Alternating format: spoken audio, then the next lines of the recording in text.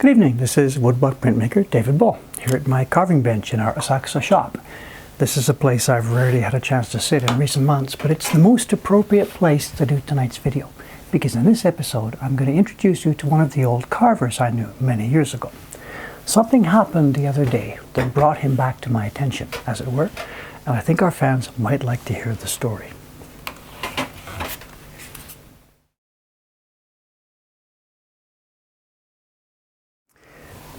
People ask me, where did you learn to do this? And the easy answer is dokugaku, the word in Japanese, self-taught. And that's really 99% true. I started back in Canada as a hobby, and of course back then, this is in the early 1980s, there's no books, there's no internet, there's no teachers about how to do this. It was a question of trial and error, trying to cut some bits of wood, trying to print them, see what happened, just step by step. My interest deepened. After a few years, I decided to cut and run, quit my job and come to Japan. Not really with the idea of becoming a woodblock printmaker straight away, but certainly with the idea of learning more about it. At the beginning, that didn't happen. I got involved teaching English to try and feed my family, and as far as meeting craftsmen goes, there just wasn't any chance to do that. I did spend a couple of months at the Yoshida studio over in Setagaya. This is back when Toshi Yoshida was still alive. But I only stayed there for a couple of months, just going a couple of days a week, because I was kind of disappointed in it. Not anything bad at all about Mr. Yoshida, but simply they had no carver. They're doing their prints on, the key blocks are all done by metal plates done from photographs. And I wanted to really learn about carving and carving. So I left there and went back home. The years went by, 1986, 87, 88, and by 1989 came around, I'd still been, practicing by myself, and I still never had a chance to see a craftsman. So one day, in my English newspaper, I kept a clipping. I've got a sort of a diary of what happened in those days. One day in my newspaper, the 18th Japan Airlines Mainichi newspaper culture seminar, your chance to meet Japanese craftsmen. And there were two men listed there. Where are we here? Carver Susumu Ito and printer Keizaburo Matsuzaki. I, of course, phoned right away to get my name down on the list. It was a free, but you had to phone and get the tickets. And the lady said, "I'm sorry, sir, but it's all booked up. Give me a break." Whatever. So I didn't pay attention to that. The date and time were listed there, so I went down there anyway. And it didn't matter because a bunch of people didn't show up, so in I went. It was one of the most boring events I've ever seen in my life. Matsuzaki-san and Ito-san were sitting off at one side at their benches, and a lecturer started to give us a long, long lecture about ukiyo-e history. And some people they got up and left, and it went on and on and on. And at some point, somebody gave the guy the hook, and they had only 5 minutes, 10 minutes left. Please, it's time to look at the craftsman. So this is the moment I've been waiting for. Matsuzaki-san, the printer, and Ito-san, the carver, got to work, and those of us gathered around. We watched and watched and watched, and then, people wandered away, and somebody tried to ask a few questions with an interpreter. I didn't speak very much Japanese at all at that time. Anyway, the event came to a finish, and the organizers, "Okay, we clear the room, please, please go home." And I'm like, I do not want to leave. I want to see this guy. So as they're packing up their stuff, I'm trying to communicate with these guys. And I had one of my prints with me, and I showed it to Matsuzaki-san, the printer. He takes a thing and he says, "Where'd you get this?" And I'm, in my broken Japanese, "I made this." And he's like, ha ha ha, turns to Ito-san, the carver, "Look at this, the guy says he made it." And, they start this routine back and forth. And it became apparent to him after a few minutes that actually it was obviously something strange, because I couldn't carve and print very well at that time. And he started chatting with me, and he became really quite friendly. Printers are like that. My experience now, decades of experience here, printers are friendly people. Carvers are cold and reserved. Not in any evil way, but I think back in the traditional time, they were pretty much, the secrets of one workshop wouldn't go to a different workshop, and they were pretty independent. Anyway, long story short, I chat with this guy, we exchange meishi, I ask him if I can come to his house, and 3 or 4 days later, there I am, visiting Matsuzaki-san's house, the printer, with my then wife, who interpreted for me, because I couldn't speak Japanese. It was a great day. I learned more in that, one day with this guy than I'd learned in years by myself. And of course, before we left, I asked him, "Ito-san, the carver who was there that day, can you introduce me?" And so he phones up while we're sitting there. And the conversation, we can hear one side. He says, "Yeah, the foreigner, blah, blah, blah, blah, blah, blah." Anyway, the answer comes back, no. He's busy or doesn't want to do it or whatever. The answer is no. And Matsuzaki-san looks at me and says, "This is really what you can expect from carvers." So there's really nothing I can do. I went back home, I practiced my printing, it got better and better and better.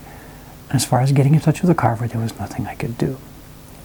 move ahead now to it would have been 1992, and I can tell the date because I've got the material here that shows it. A TV crew was in my workshop videoing me, and they asked me, who's your teachers, or who's going on, who's teaching you, what's going on. And I introduced them to Matsuzaki-san. They phoned him up and said, hey, can we have a session together? Can Dave come to your place and we can put this as part of our program? So we did. I went down to Matsuzaki-san's place again with the TV cameras in tow. And they had set up, unknown to me, they had also set up a meeting with Ito-san, the carver. I guess they had asked Matsuzaki-san to tie this up, and I think they paid him some money. But anyway, when we came out of Matsuzaki-san's place, he said, let's go. I'm like, where are we going? And they all said, we're going to go and see Ito-san, the carver. And I'm jumping up and down. I got my bag over my shoulder, and away we go. And in the finished program was this meeting with Ito-san, the carver. It took about an hour, I guess. We came in with the cameras rolling. It had all been prearranged. He was expecting us. And there I am, all of a sudden, in the same room with a real Japanese carver. And I'm like, I've got a million questions to ask, and I mostly just want to watch him carve. And it was a stupendous, stupendous hour. The program came out, and I'll put a clip of it here. We can see some of it. He demonstrated a few things for me. He looked at my tools, talked about how I should sharpen some of them. And it was, as you can imagine, after having been, these questions having built up for so many years, it was really, really a worthwhile time for me to spend the time with him. Let's take a minute, just look at a couple of clips from that program. デイビッドさんが訪ねたのは、浮世絵版画彫刻師伊藤進さん。版木を彫る職人、つまりは彫り師です。ちょっとこう熱いでしょ。ちょっとですね。ちょっと。だからその研ぐ時にね、こうね。必ず生かしますから。そうするとバランでこうこすると下がってるだけ細くなる。透明になります。As you saw in those clips, Ito-san had a block on his bench and he was carving it. And as I was to learn myself in later years, and I still do this now, this is what we call a TV block. It's not a block from his regular work. It's a normal block. It looks the same as regular work. But when TV people come, they're asking, please stop. Oh, do this. Oh, can you carve here a little bit? It's really disruptive to work, and it can be dangerous. You got a nice, delicate work being going on, and the thing just gets destroyed. So carvers like Ito-san and myself, we have a TV block, and it's carved a little bit with one kind of tool, a little bit with another kind of tool. We can sort of demonstrate all the different things, and it doesn't matter if it slips up and something breaks, because this isn't going to be used for making prints. From an outsider's point of view, it looks like a real block, but it's a TV block. More about this later. Anyway, I came home from there, and I really did upgrade my work. The main thing I learned from him that day was about the hair carving, how to actually carve the fine lines. They normally don't talk about this thing, and he didn't explain it to me, but just by watching what he was doing that day, I was able to see, aha, step 1, step 2, step 3, okay, I get it now. And I came home, and within the space of a few months, my own work took a dramatic leap up. I became a member of the Craftsmen's Association too about this time, and I occasionally would see Ito-san and Matsuzaki-san at these craftsmen's meetings. Those meetings aren't places where you can start bugging people about technical questions. They're meetings for guys just to drink and hang out and just chat about this and that. But it kept my face in the group, and it kept contact with the guys.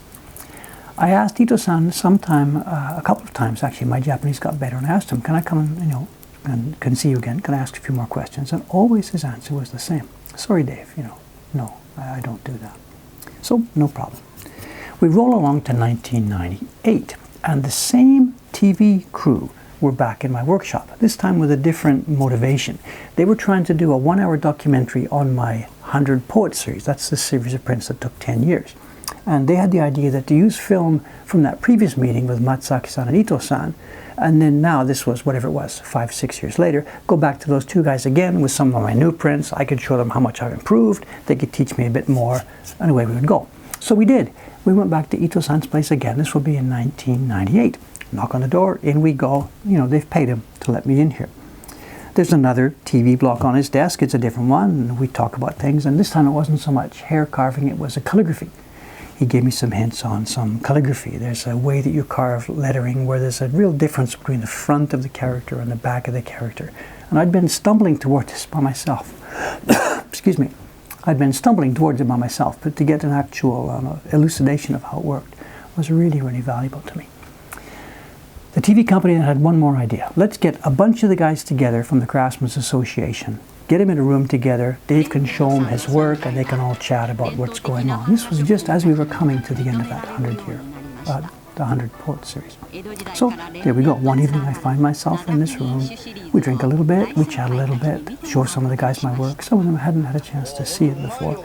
And everybody's very complimentary. Nice, nice, nice. Meeting's over, out we come. I get in the TV truck with the cameraman, soundman, all these people, and it's a pouring, pouring, pouring rain day. The guys come out and scatter, and Ito-san comes out, and he's got a little umbrella that's sort of a bit broken, and the rain's pouring, so I and the producer, we'd become friends with him. Ito-san, get in the car, get in the truck, come on, take you home. And he's like, oh, I don't care, blah, blah, blah, blah, blah. And he starts walking away, and we're like, get serious, look at the pouring rain, get in the car. And he's, and he runs off away. Okay, whatever, nothing we can do. A week later, he was dead. He'd got a bit of cold, whatever, taken to the hospital, and it was the end of his life. Now, if I left it there, that sounds like a horrible thing. We've killed one of the old carvers. His family, I talked to his family about this, they said, no, he had been really quite ill for a while. He'd been very much on a downward curve, and they were expecting any day that he was going to be, getting really ill. And it was just pretty much exactly on schedule. So his family is not upset with me in any way that I was involved at the end of his life, but I and the TV producer were pretty, what do you feel? You've almost killed one of Japan's old carvers. But anyway, that was the end of my association with Ito-san. It would have been a couple of weeks later, I visited his wife to take, a little offering, some money for flowers and stuff like that, and had a chance to have a really, really nice chat with her. Her daughter, made tea for us and kept out of the way, and I chatted with his wife for, a couple of hours. And she told me stories about his life as a younger couple and some terrifying experiences about the war, which don't need to become part of this story. And she gave me a few of his tools. She brought out his tools and said that these are all arranged. It's going to go to a museum. It's all been set up, but look, nobody knows if you take a few of them. Away you go. And I did. I picked out his main carving knife and 3 other small chisels, and she was happy that I would be able to have these. And of course I was very, very happy to have them, and I don't use them, of course. They sit carefully wrapped up in a drawer. And I made a small web page actually showing about how this knife was sharpened and how it could be used. And I myself couldn't actually use it at all. The knife he left was carved so thinly and finely. Well, tell you what, we'll talk about that a little bit later. There are so many threads to this story that I'm not sure if I'm going to be able to keep it all together, but anyway, let's go along with this. The 1-hour television documentary program aired at the end of my series, the end of the poet series, just within weeks after Ito-san died. And after it aired, I received an interesting package in the post from the producer. The woman, the lady producer, she knew how much that trip to Ito-san had been useful for me and important for me. And what she did was she sent me a package of 4 video cassettes. And these are the raw footage that were taped at Ito-san's house that day in 1992. They'd used bits of it in the 2 programs, the first program and then the 1-hour documentary later. And she thought, rather than just throw this away on the cutting room floor, hey, send it to Dave. And she sent it, she phoned me and talked to me about it. She says, okay, a couple of things. One, there's copyright on this, so please, you can't, mess around with it. This is for your own use. And she said, don't even tell anybody I've done this. She's not allowed to do this. So she said, for 10 years, keep this under your hat. Just don't tell anybody. Remember, this is 1992. There's no YouTube or anything like that. That wasn't a factor. But she was worried about copyrights. Anyway, she gave them to me, and there they are. The good, interesting parts are the ones used in the programs, but there's a full hour of footage of Ito-san working at his bench, for the most part uninterrupted, with me sitting there watching, trying to glean as much as I could, remember as much as I could. And now I've got them here. I can watch them again and again and again. And of course, you know what I'm going to say. I'm still learning. It's a wonderful, wonderful gift to have. Okay, that's the end of the first part of this story. Ito-san taught me a few things, came into my life, and he disappeared. we now move on some years. Of course, I am myself now. I'm still learning, practicing as I can. I never again had a chance to spend time with another carver. I tried to meet with another major carver. He wouldn't talk to me. The day I visited him, he hid all his tools. Yes, what would you like to talk about? It was that kind of a thing.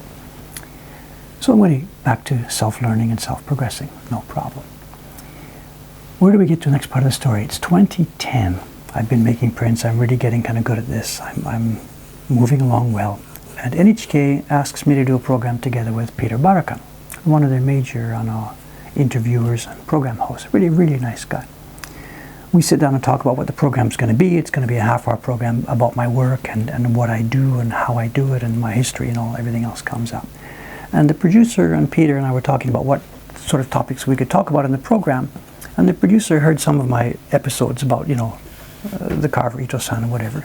And he asked me to show him the knife that Ito-san's wife had given me. And as part of the planning, he said, Dave, when we're ready to do the filming on this, take this knife, put it in your pocket, okay? And I'm like, okay, whatever. So we go and we start filming the program with Peter, and the knife is in my pocket as per instructions. And an interesting thing happened. He must have been a really good producer, He had ideas about how he wanted the program to flow and what he wanted to happen. And at one point, when I'm sitting chatting with Peter, I can see the camera and the producer's waving something, and he gestures to the pocket. And I'm like, oh, okay. And then, Peter, let me show you something. And I say to Peter something, and I pull. Well, actually, let me just show you the clip from the program itself. Let me show you something. One of the carvers who helped me, he's gone now. His name was Ito Susumu. And he had been one of the people I'd visited to help. And after he passed away, his family, who knew me and what I'm doing, they gave me some of his tools. Wow. This is his main carving knife, what they call the chokokuto. And this has been unused since the day he passed away.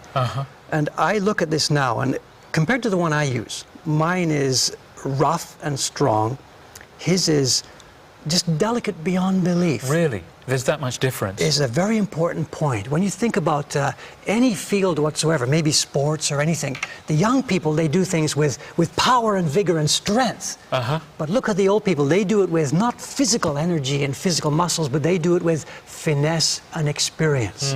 And that I'm still short on. I'm 58, and hopefully I've got 10 more years, 20 more years, 30 more years, I don't know. But one day, if I keep up and if I keep studying and practicing, one day I will be good enough to use this knife without breaking it. Maybe one day. The way you work now, you put so much strength into it, you think the thing would actually break? Yes, absolutely. It's too much power. Too much physical power and not enough. The finesse that you were talking about. Exactly. And hopefully I will live long enough to be able to use that knife. Look forward to seeing the results. Thank you very much for being with us on the program today. Thank you very much. It's been a pleasure talking to you.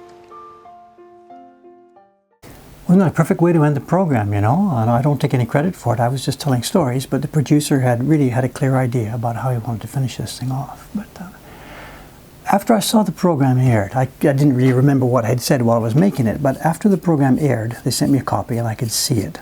I sat and watched that. I watched it a couple of times, the last conversation with Peter there, thinking about what I had said, that the young David couldn't use this knife without breaking it. I forget the exact words. One day, if I work hard enough and study hard enough, I will be good enough to use this knife. And I sat there thinking, well, Dave, when will that be? It was a nice words, a nice dramatic thing to say to Peter, but when will that be? At that time I was making this series, The Mystique of the Japanese Print. And I thought, okay, let's grab this thing, let's take a step. And I sharpened one of my knives in a way that matched this, very, very delicately, very, very easy to break. And for the next month's print in that series, I picked a design that was stunningly difficult. Way more difficult than anything I'd ever tried before. Go for broke. It was a reproduction. I made it in very small scale. It's actually a full Oban-size print by Chikanobu. And the hairs are delicate. I took some video at the time. I wasn't making YouTube videos when I was doing this, but I took some video at the time. Let's take a look at a bit of it.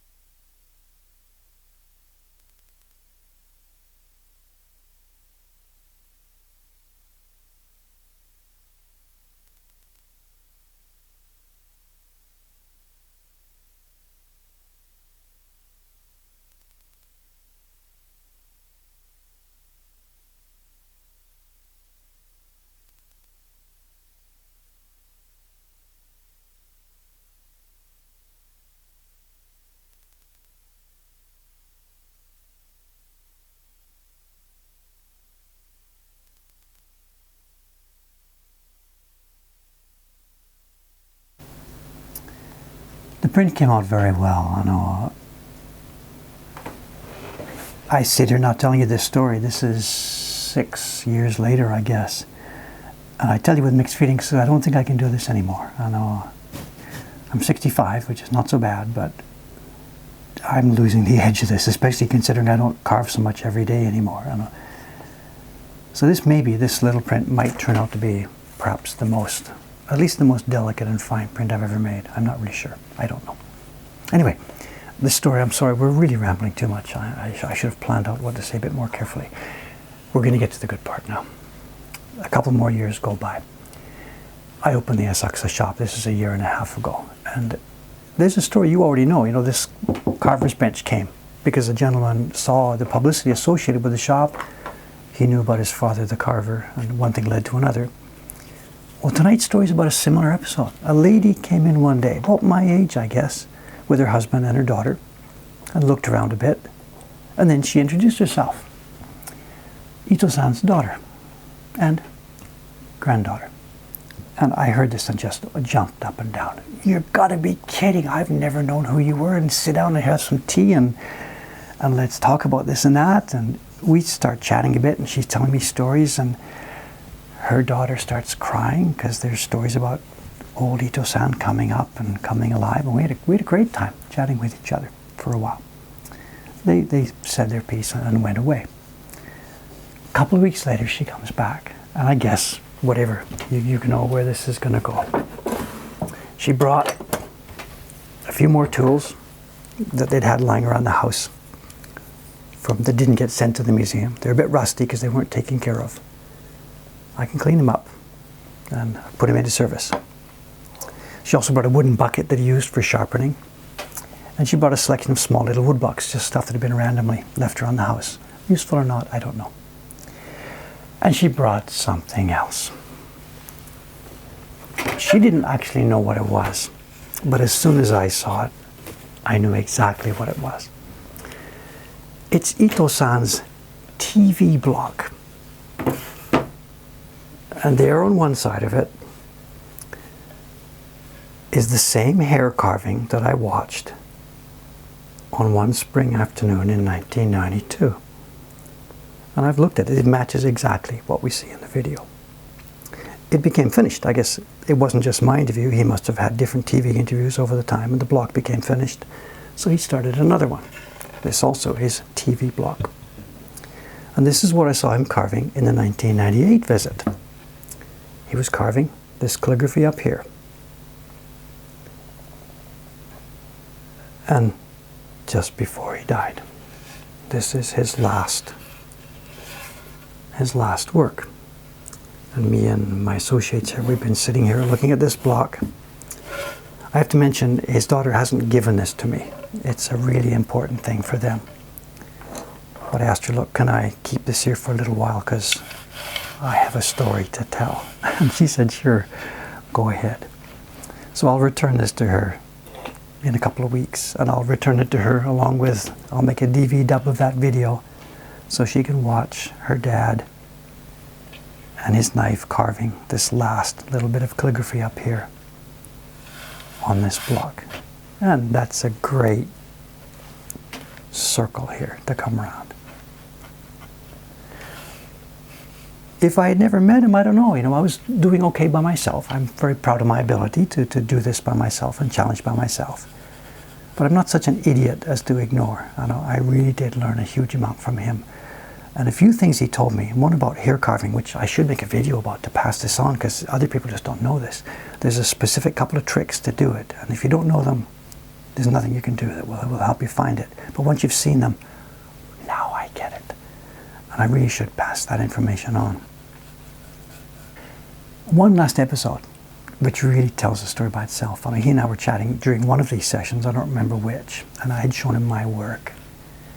And I asked him one thing, I guess on the bench I'd seen he was carving that great wave or something, and he must have carved it many times during his career. And I asked him, I said, what do you feel like, when you have to carve the same image? It comes from a different publisher and all over, you do the same thing all over again. And his response was really, really interesting. He said, if you were a craftsman, if you were a shokunin, you'd never ask that. I'm a shokunin. It's my job to carve. Whatever they send me, I carve it. He said, you're just, and he must have hesitated, it's a hobby for you. You only carve stuff that you like. You choose your own work. It's just a hobby for you. And he wasn't saying this as an insult, just more of as a description. He obviously knows I'm a foreigner. I'm not really a craftsman of his type, at least at that time I wasn't. So for him, he was a shokunin, and I was just doing this as a hobby. And okay, no fight, no problem. I went home, and I thought, I'll remember that. I'll show you. And one day, when I was making the Beauties of Four Seasons series, I got in real trouble with the autumn print. And that's another story, another video. It's a hugely interesting story. But I got in trouble with it after I'd finished carving the key block, and there was no way out but to put that aside and start all over again from step one on that key block. And as I was doing so, I remembered vividly what he said. It's just a hobby for you. No, it isn't. I'm a craftsman. And I carved it better the second time than I did the first time. You're not supposed to say things like that about your own work. Anyway, this has gone on far too long. I don't really know if it's been interesting enough, but this is a story that I felt should be told. And thank you very much if you've come along this far for letting me bend your ear. Thanks again, and good night.